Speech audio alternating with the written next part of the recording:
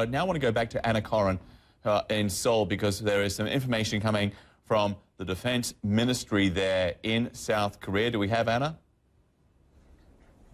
Yeah, that's right, John. We've just received word from the Defence Ministry that it believes North Korea did conduct a nuclear test in the Pyongyang region, which is in the northeast of the country. That is, of course, where they held the nuclear test back in 2006 and 2009. Now, it has revised the magnitude of that artificial quake, or nuclear test, as they now believe, that to be 5.0. Now, it also believes, and this is big news, that it measured 10 kilotons. Now, of course, the success of this test is going to be down to the explosive power of the bomb. And just to give you an example, they believe this test measured at 10 kilotons. Now, 1 kiloton is 1,000 tons of TNT. To put it into context, Hiroshima was 20 kilotons.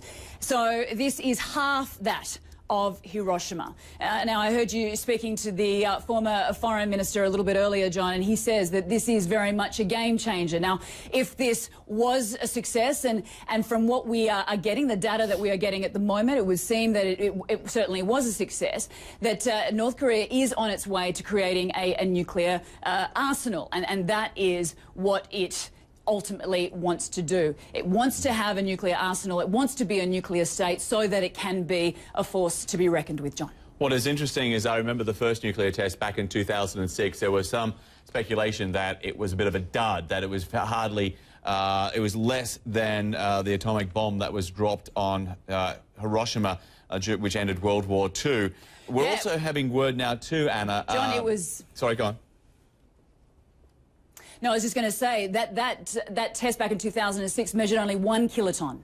The test in 2009 measured less than 7 kilotons. So now we have a bomb that measured 10 kilotons. That is coming from the Defence Ministry. Okay, so there is a clear pattern here that each time they carry out these nuclear tests over the last few years, that there is an increase in capability, an increase in the yield of these explosive devices which they have been testing.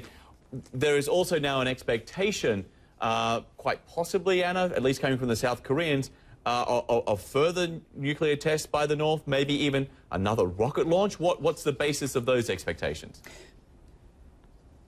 Yeah, certainly. We just heard from its official state news agency this morning, KCNA, that it will continue with its rocket launches. So it certainly made no secret of that. As you were discussing a little bit earlier, that successful rocket launch back in December, you know, they fired off that rocket, they sent that satellite into orbit. Now, this is a rocket that potentially can travel 13,000 kilometres.